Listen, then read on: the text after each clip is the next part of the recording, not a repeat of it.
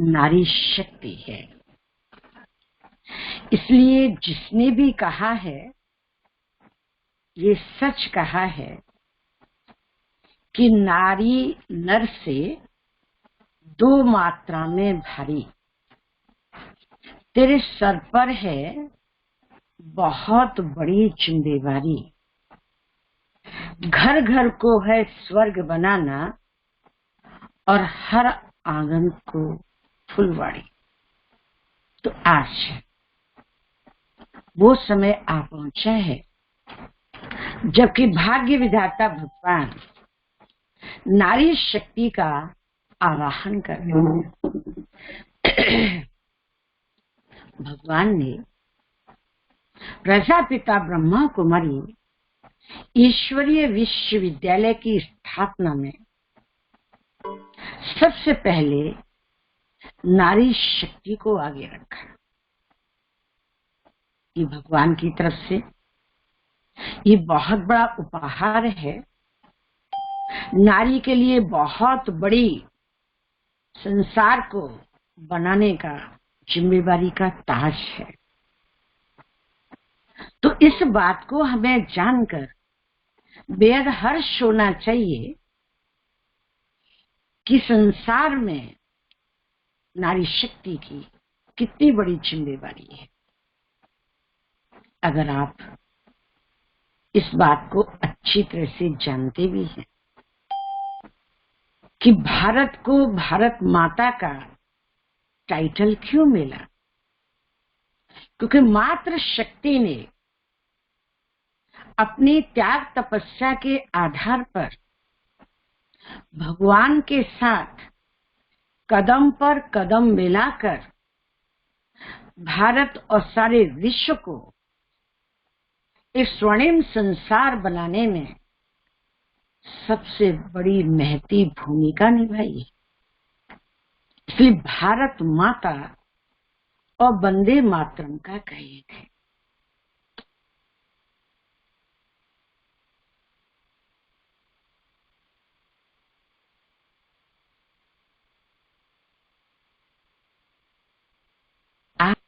वो समय आ पहुंचा है जब कलयुगी अंधियारी रात्रि समाप्त होने जा रही है और सतयुगी स्वर्णिम सवेरा आने वाला है।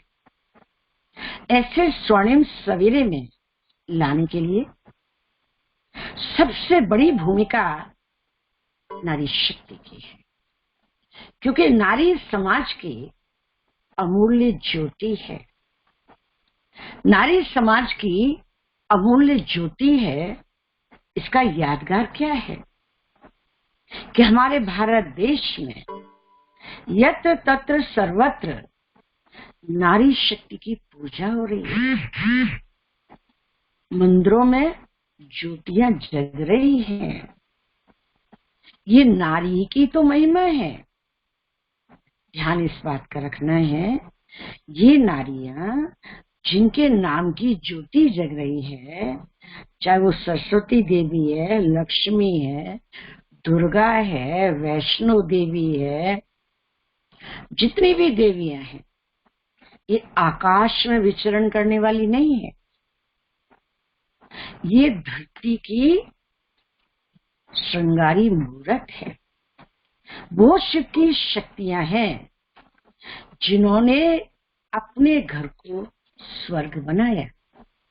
कहा जाता है जिस घर की नारी आदर्श होगी वो घर आदर्श होगा। जिस देश की नारियां आदर्श होंगी वो देश आदर्श होगा। तो आज आवश्यकता है कि नारी शक्ति अपने आप को, परिवार को और समाज को इस प्रकार का पाठ पढ़ाए कि अब हमको अपने घर को, अपने समाज को, अपने देश को निश्चित रूप से स्वर्णिम बनाना है। ये स्वर्णिम बनाने की भूमिका नारी शक्ति की। इसलिए बड़े बड़े साधु संत महंतों ने गाया है ये तो नर्यास्त पूजनते रमनते तत्र देवता। जहाँ नारी का सम्मान होता है वहाँ देवताएं वास करते हैं। जब सम्मान की बात आती है तो हम ये सोचते हैं कोई दूसरा हमारा सम्मान करे, लेकिन समझदारी ये है पहले स्वयं स्वयं का सम्मान करें।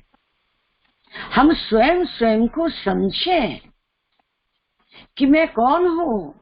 मैं साधारण नहीं हूं, मैं विश्व कल्याणी हूं। ऐसी नारी जो विश्व कल्याणी है, उस नारी की भाषा, उस नारी का व्यवहार कैसा होगा? विश्व कल्याणी। विश्व कल्याणी माना जिसमें सर्व का कल्याण समाया हुआ, सर्व का भाग्य समाया हुआ, सर्व की खुशियां समाई हुई है, सर्व के अंदर उमंग उत्साह आए। आज आप सोचिए और गहराई में जाइए। आज प्रजापिता ब्रह्मा कुमारी ईश्वरीय विश्वविद्यालय की स्थापना में भगवान ने छोटी छोटी कन्याओं की रचना की। वो छोटी छोटी कन्याओं ने अपने जीवन को बनाकर वो सारे विश्व की आधार मूर्त बन गई। हमारी आदरणीय प्रकाशमणि दादी जी जो मात्र 14 वर्ष की आयु में आई, आज विश्व में विश्व की दादी के रूप में मानी जा रही है, पूजी जा रही है। विश्व की दादी कौन? हमारी आदरणीय प्रकाशमणि दादी। वो दादी कैसे बन गई कि उन्होंने, भले वो छोटी थी, छोटे होने के बाद भी छोटी छोटी कन्याओं की ऐसी पालना की जैसे उनके ही अपने सारी बच्चियां हो। सबको खिलाना, पिलाना, ज्ञान के गहनों से सजाना, उनको हर प्रकार की ट्रेनिंग देना, उनके स्वास्थ्य का ध्यान रखना, उनके विकास का ध्यान रखना, उनको हर प्रकार से उमंग उत्साह की सीढ़ी पर चढ़ाते जाना। आज विश्व के 150 देशों में जो भी शाखाएं बनी हुई हैं, ये हमारी आदरणीय मातेश्वरी और दादी प्रकाशमणि जी की सबसे पहली कमाली भूमिका है। और जो भी उनके साथ में दादियां रही हैं, उन्होंने सब प्रकार से ये सहयोग दिया। तो कहने का भाव ये है कि नारी विश्व शांति को लाने में सबसे बड़ा योगदान दे सकती है। और विश्व शांति के लिए नारी शक्ति को क्या करना होगा? सबके प्रति शुभ भावनाएं और शुभकामनाएं। आज के इस कलयुगी दुनिया में सबसे बड़ा एक, हम ये कह सकते हैं, अत्याचार अपनी ही नारी शक्ति कर रही है, अपनी ही माता कर रही है। अपनी ही माता अपनी ही बेटी को जब मूल्य नहीं देगी तो समाज कैसे देगा? आज जो नारी शक्ति के अंदर कमजोरियां आती जा रही हैं, उन कमजोरियों का कारण ही माताएं बन रही है। खुद माताएं, खुद मातृ शक्ति। ये सोच सोच के हमको हैरानगी होती है कि जो एक माता है वो जब कन्या पैदा होती है उसका सम्मान नहीं करती, उनको दुख होता है और हर प्रकार से उन कन्याओं का बहिष्कार करती है। ये कितने बड़े अफसोस की बात है, कितने बड़े अत्याचार की बात है। इस बात का आप गहराई से ध्यान रखिए। जिस घर में माता आने वाली छोटी कन्या है और भविष्य की वो माता है, आप जैसे उनके अंदर पालना के संस्कार देंगे जिस प्रकार की भावनाएं होंगी उनकी फाउंडेशन भी उसी प्रकार की बनेगी ना। अगर आप कन्या का सम्मान नहीं करेंगे तो उस कन्या के अंदर भी यही बीजारोपण हो रहा है ना, वो भी आने वाली कन्या का सम्मान नहीं करती। प्यारी बहनों, ये सम्मान की भावना हम पुरुषों से नहीं ले सकते, भाइयों से नहीं। अपनी माता अपनी बच्ची का सम्मान नहीं करेगी तो न बच्ची और किसी का करेगी, न बच्ची आपका करेगी, न आप ही स्वयं का कर पाएंगे। तो इसमें बहुत सारे नुकसान हो रहे हैं। पहला नुकसान क्या हो रहा है कि संस्कारों का बीजारोपण अपमाननीय होता जा रहा है। एक दूसरे के प्रति, नारी शक्ति के प्रति अपमान की भावना बढ़ती जा रही है और दोष हम दूसरे पुरुषों के ऊपर देते हैं, जो गलत है। जहां तक हमें सुनने में आता है कि माता ही नहीं चाहती कि मेरे यहाँ बेटी पैदा हो, वो पहले से उसको समाप्त करने की योजना बनाती है। तो इससे क्या नुकसान होगा आप सोचिए जी। जो अपनी ही बेटी का सम्मान नहीं कर सकती, जब दूसरे की बेटी बहू बन करके आएगी वहां उसका क्या सम्मान होगा? क्या आप सम्मान कर सकेंगे? जो अपने ही घर में अपनी बेटी का सम्मान नहीं, वो दूसरी पराई की बेटी का सम्मान कर नहीं सकती, क्योंकि उसकी मानसिकता में बेटियों का, बहुओं का सम्मान करने की वो संकल्प फीड नहीं है, उसके अंदर में वो संस्कार नहीं है, वो उसका नेचर नहीं है। फिर दोषारोपण हम बहू को देते हैं, दोषारोपण खुद का है।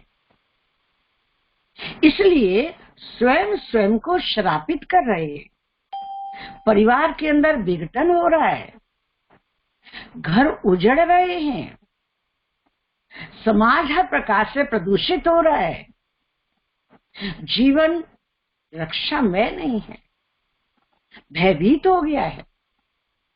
ये समाज धीरे धीरे भयभीत के चक्रव्यूह में फंसता जा रहा है।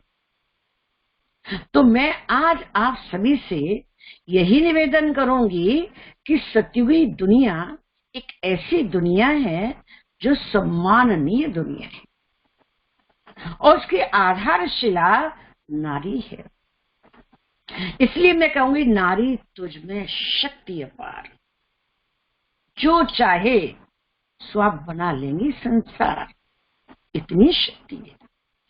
वो शक्ति किसी और पर दिखाने की जरूरत नहीं है, वो शक्ति स्वयं में लाइए और अपनी शक्ति को यूज कीजिए। कोई विद्रोह भी करे तो उनको समझाइए, अपने आत्मबल को बढ़ाइए और नारी शक्ति का सम्मान करने की ये पाठशाला अपने घर को, अपने जीवन को बनाइए। तो जब नारी का सम्मान होगा तभी संसार में सम्माननीय रूप में पूजी जाएंगी। आज हम देख रहे हैं छोटी सी कन्या होती है और कितने विशाल मंदिर होते हैं, कितने भक्तों की कतार होती है, कितने दीपक जलते हैं।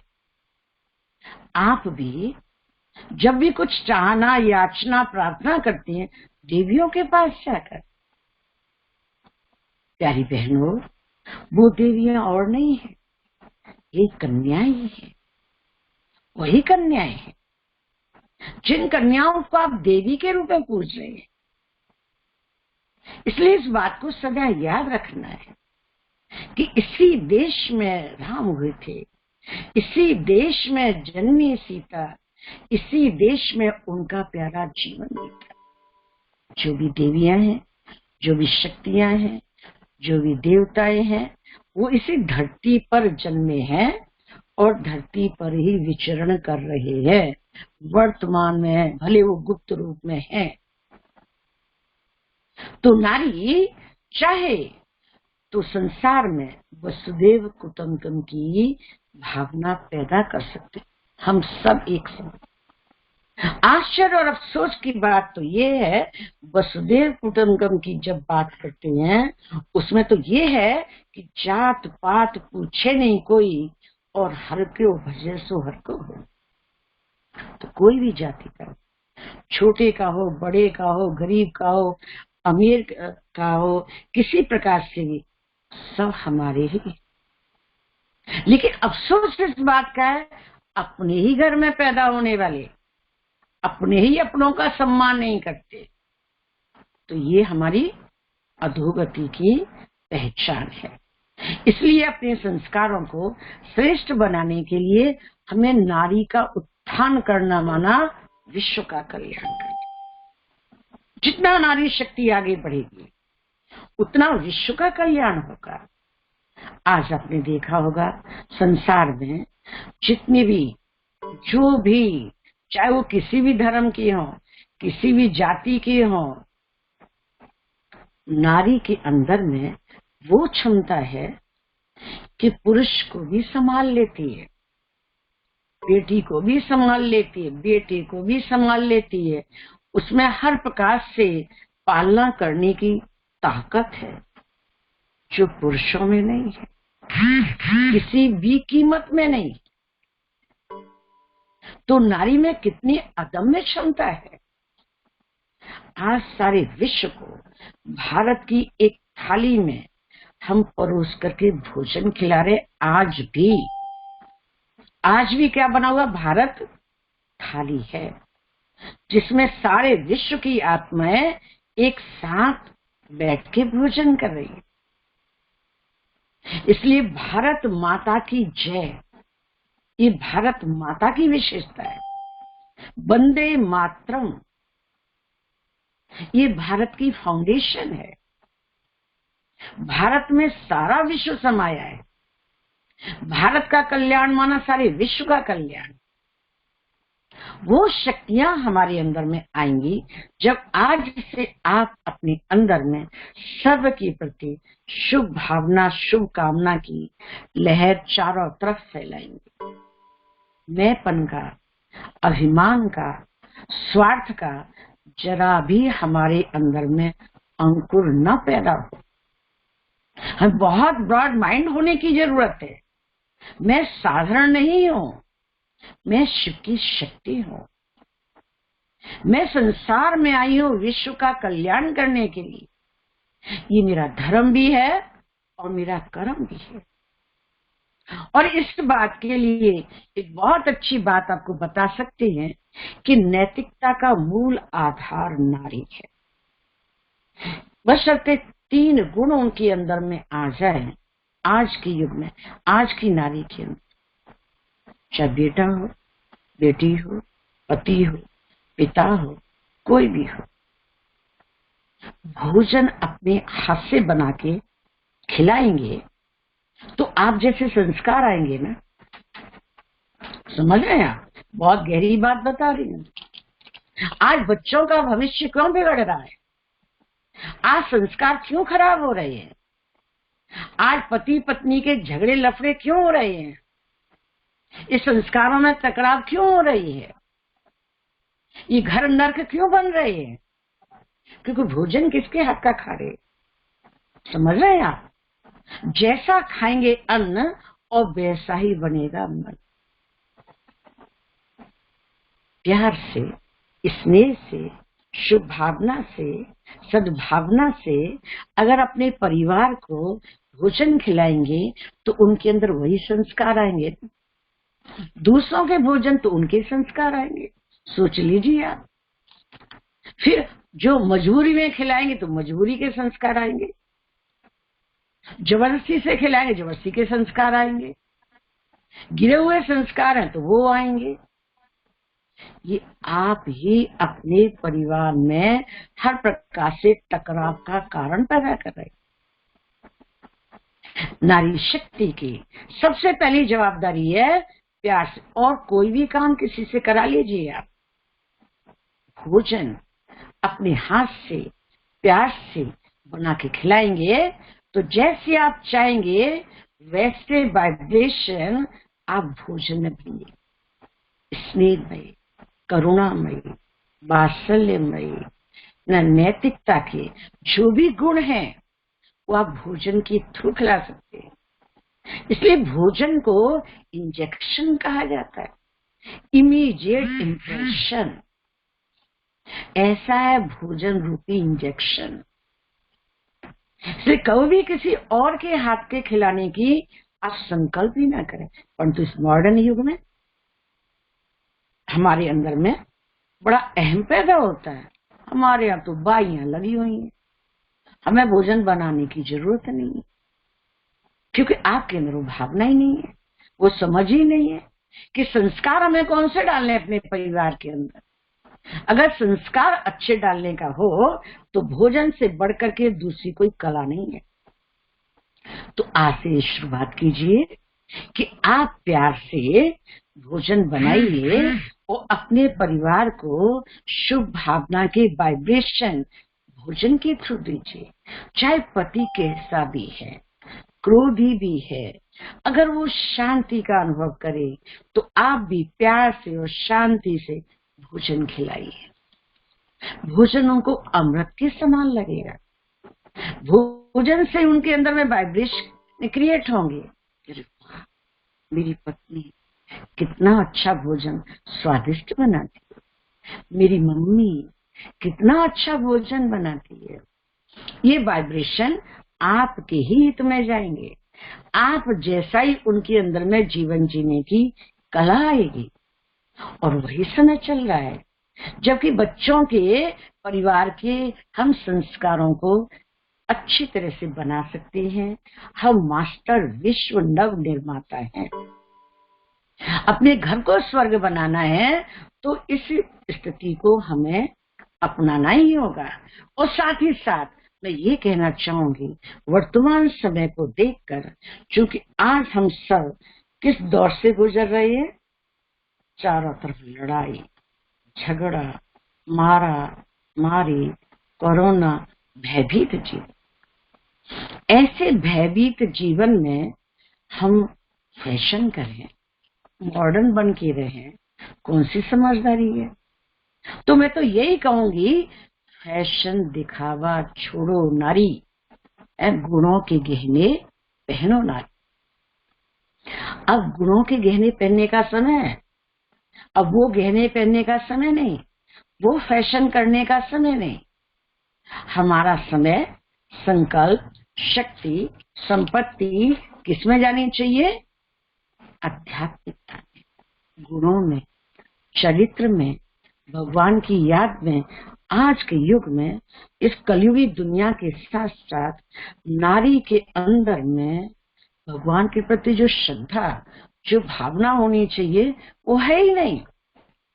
ज्ञान सुनना उनको बोरियत लगता है, अच्छी बातें सुनना उनको अच्छा नहीं लगता है। जरा इधर की उधर की तेरी मेरी प्रपंच जाल में घंटा 2 घंटा 4 घंटे बीत जाएंगे गपशप में, तो उनको बहुत आनंद ही आनंद है। अब खुद ही सोचिए, जब आपके जीवन में भगवान से प्यार नहीं, अच्छी बातों से प्यार नहीं, अच्छा सुनना नहीं चाहते, तो फिर आपके लिए भगवान क्यों सुनेगा? जब भगवान को ही आप सुनना नहीं चाहते, भगवान आपकी सुनेगा?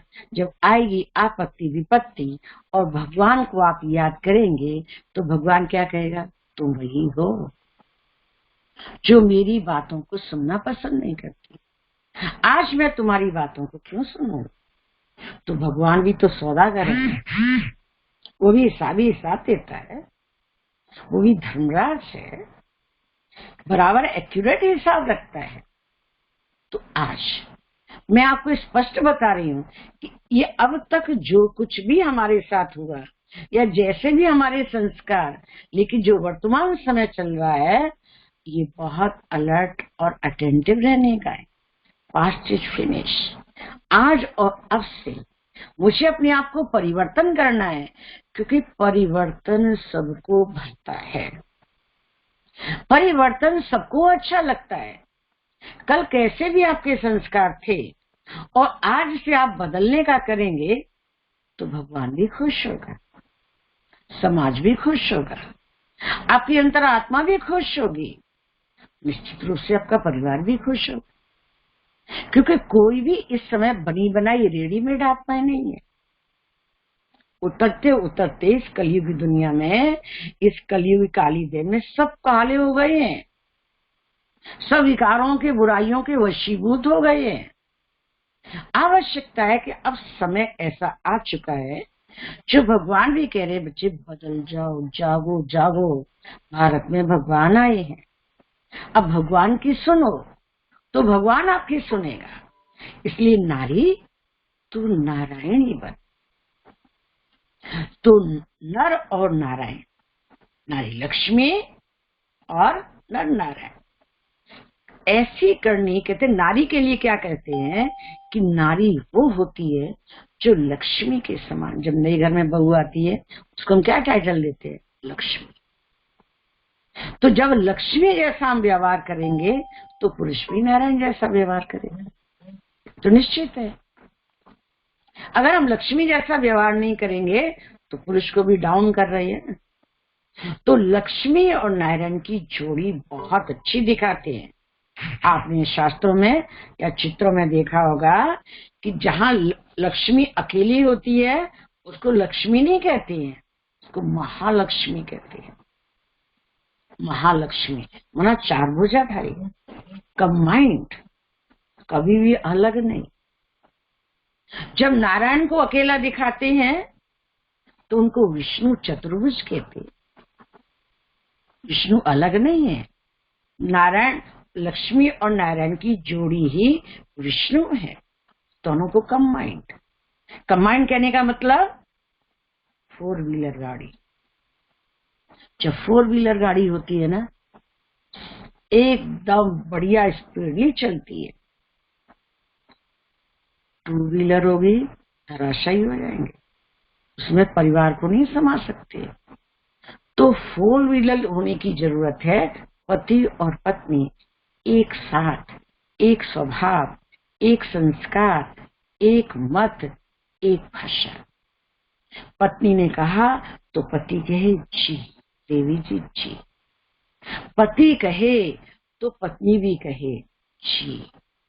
तब जी खुश होगा आपका और जी खुश होगा सबका, और भगवान का सदाई वरदान आपके सर पर रहेगा। प्यारी बहनों, महिला सशक्तिकरण स्वयं भारत की किरण। अगर महिला सशक्त हो जाए, नारी सशक्त हो जाए, घर स्वर्ग बन जाएगा। और ये जिम्मेवारी का ताज उस विश्व पिता परमात्मा ने नारी के सर पर रखा है। इसलिए मेरी शुभ भावना है कि बहुत गई थोड़ी रही, अब थोड़ी की भी थोड़ी रही है। ये अंतिम समय चल रहा है, हम बदलेंगे तो जग बदलेगा और नारी इसकी प्रथम भूमिका अदा करने वाली है। तो मैं चाहूंगी इसी शुभ भावना को लेकर कि मैं हूँ शिव की शक्ति नारी, मैं हूँ शिव की शक्ति नारी, इस संकल्प को लेकर के आज मुझे अपने आप को परिवर्तन करना है, अपने जीवन को बदलना है, अपने परिवार को स्वर्णिम बनाना है और विश्व के कल्याण में सबसे बड़ा योगदान मुझे देना है। ओम शांति।